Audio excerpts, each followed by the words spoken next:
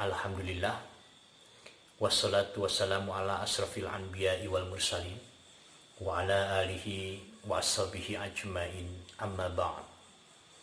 Faqala Allah ta'ala fi Qur'anil Karim, a'udzu billahi minasyaitonir rajim, wa ma arsalnaka illa rahmatan lil alamin. Al-ayah. Wa qala Nabi sallallahu alaihi wasallam, innama bu'istu li utammima makarimal akhlak. Al-hadis.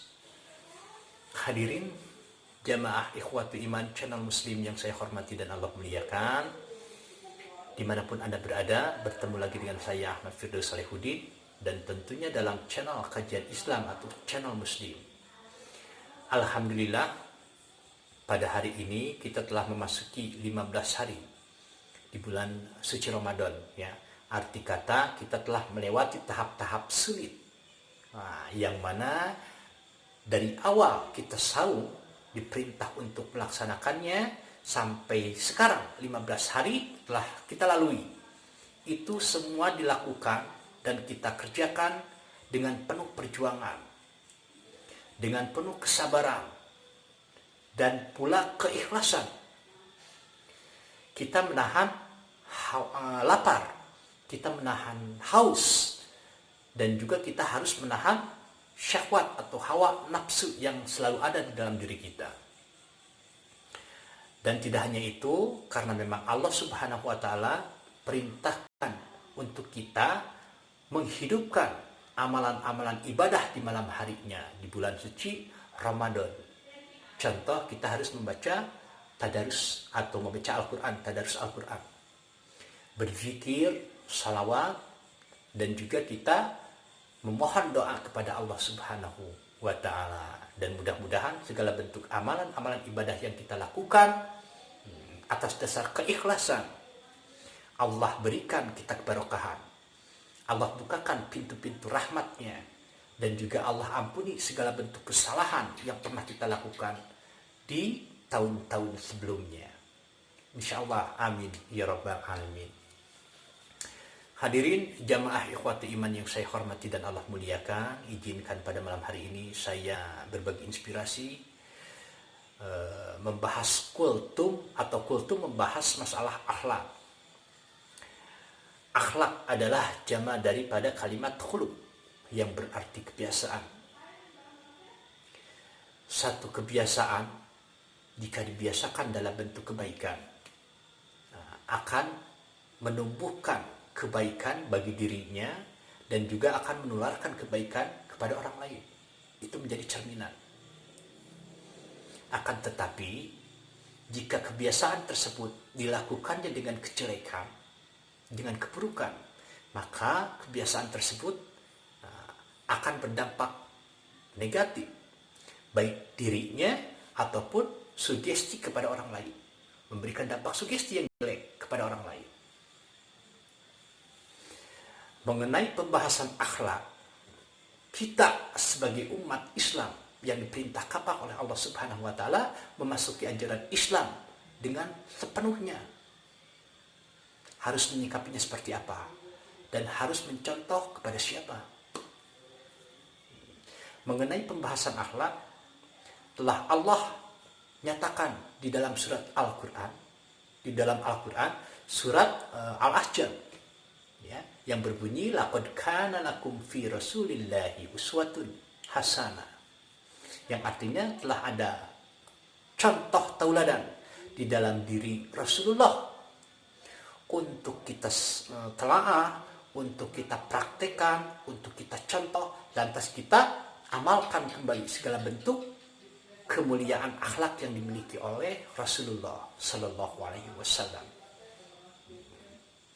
Hadirin jamaah ikhwati iman yang saya hormati dan Allah muliakan, mengenai pembahasan akhlak bersangkut pautan juga dengan rahmat, yakni kasih sayang Allah yang diberikan kepada baginda kita Nabi Muhammad Sallallahu Alaihi Wasallam. Allah Subhanahu Wa Taala berfirman di dalam surat Al-Anbiya ayat 107 yang berbunyi, wa ma arsalnaka illa rahmatan lil alamin. yang artinya tidaklah kami utus engkau Muhammad melainkan untuk rahmat bagi semesta alam. Rahmat di sini adalah kasih sayang. Kasih sayang yang diberikan Allah Subhanahu wa taala kepada nabi kita Muhammad sallallahu alaihi wasallam. Lantas Rasulullah pun diperintahkan oleh Allah untuk menyampaikan segala bentuk wahyu yang disampaikannya kepada umatnya. Bahkan dikatakan sebagai kasih sayang untuk semesta alam. Karena Rasulullah Shallallahu Alaihi Wasallam itu setelah diberikan wahyu untuk ditabrikan kembali kepada umatnya, itu berdasarkan kasih sayang sebagai petunjuk kepada jalan kebenaran, kepada jalan yang Allah ridhoi. Mengapa di dalam surat ini Allah Subhanahu wa taala memberitahukan kepada kita seluruh umat manusia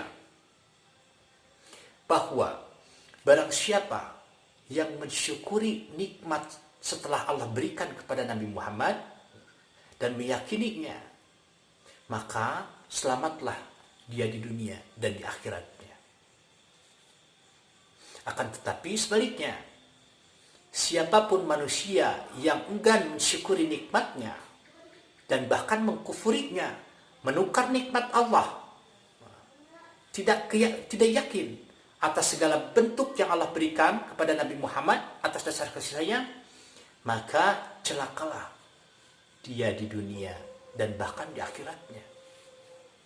Masya Allah, Allah tegaskan ini, Allah beritahukan kepada kita semua.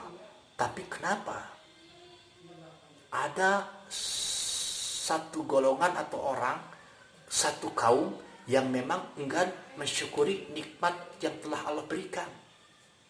Padahal jelas-jelas nikmat tersebut atas dasar kasih sayang sebagai bentuk jalan kebenaran yang harus manusia tempuh di dalam kehidupan untuk keselamatan dunia dan akhiratnya. Karena Allah Subhanahu wa taala berfirman di dalam surat Ibrahim ayat 28 dan 29. Ini mengenai pembahasan orang yang enggan mensyukuri nikmat Allah. Allah Subhanahu wa taala berfirman, "Alam tara ilal ladzina badalu nikmatallahi kufran." Tidakkah engkau perhatikan orang-orang yang menukar nikmat Allah dengan kekufurannya? Wa ahalu qaumahum darul bawar, dan menjatuhkan kaumnya ke dalam lembah kebinasaan. Na'udzubillah.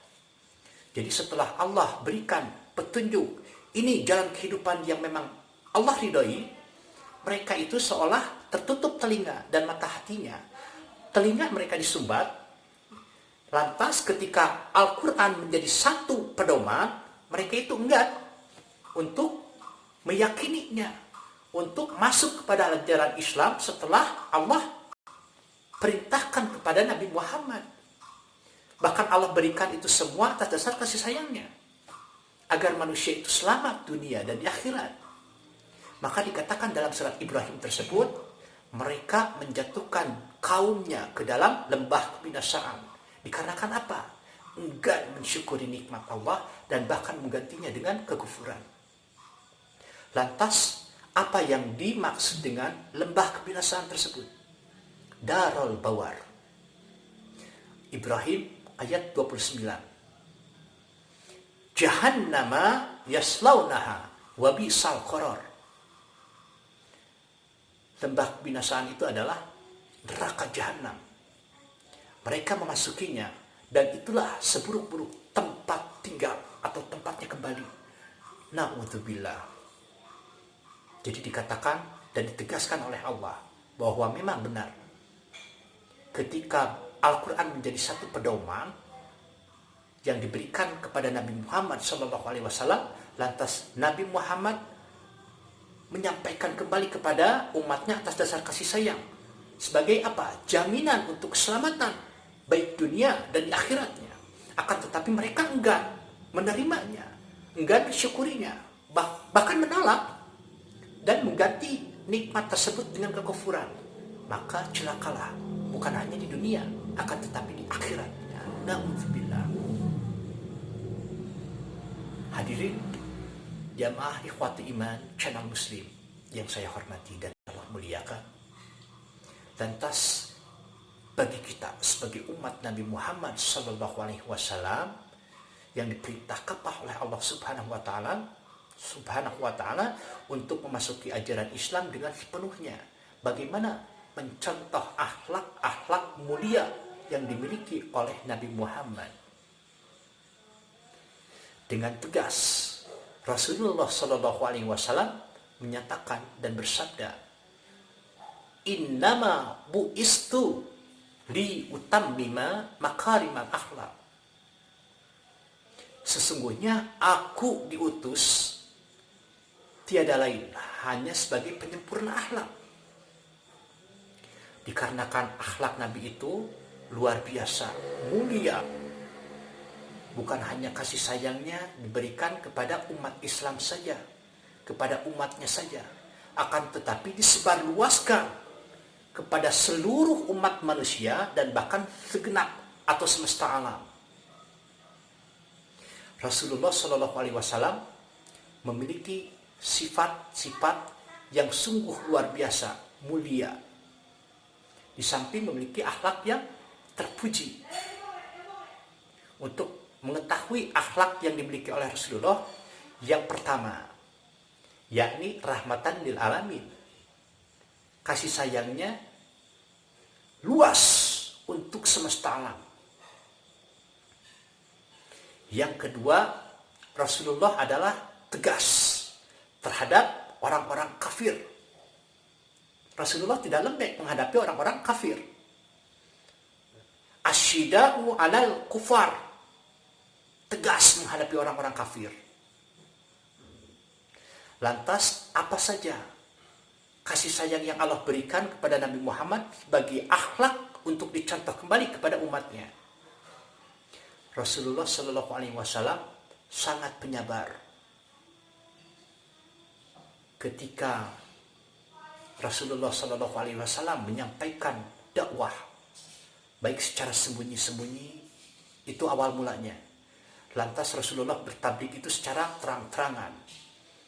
Bukan hanya cemoohan saja yang Rasulullah alami pada saat itu, pada zaman itu.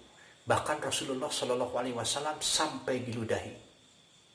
Akan tetapi tetap Rasulullah SAW sabar menghadapinya. Dan bahkan ketika sujud pun Rasulullah SAW akan dibunuh. Akan tetapi Rasulullah menyikapi itu semua dengan penuh kesabaran. Itulah diantara akhlak yang dimiliki oleh Rasulullah SAW. Sungguh mulia akhlak yang dimilikinya, yang menjadi contoh tauladan bagi umatnya. Karena tidak mungkin Rasulullah menyampaikan itu semua tanpa seizin Allah. Lantas itu semua dilakukannya sebagai contoh, bentuk atau akhlak yang mulia yang akan senantiasa umatnya contoh, yang akan senantiasa umatnya kelak menjadikan cerminan untuk menyikapi, untuk meneladani, mencontoh segala bentuk kebaikan, kesabaran yang dimiliki oleh Rasulullah SAW. Dan bahkan bukan hanya akhlaknya saja, Rasulullah SAW memiliki sifat-sifat yang terpuji. Di antara sifat-sifatnya adalah Rasulullah siddiq. Artinya Rasulullah benar. Dan benar di sini bukan hanya di dalam kalimat atau lisannya saja, akan tetapi tingkah lakunya, perbuatannya, hatinya selalu benar jika dikatakan, selalu benar jika dikerjakan. Itu yang pertama. Lantas Rasulullah SAW memiliki sifat amanah. Amanah.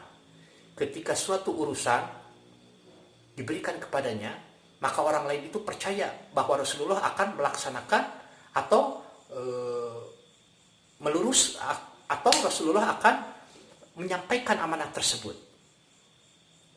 Itu yang kedua. Dan yang ketiga, Rasulullah Shallallahu Alaihi Wasallam memiliki sifat fatonah, cerdas. Tidak mungkin Rasulullah pergi ke medan jihad, tempur, dalam artian kita pertempuran darah, jika Rasulullah Shallallahu Alaihi Wasallam jahlun atau bodoh.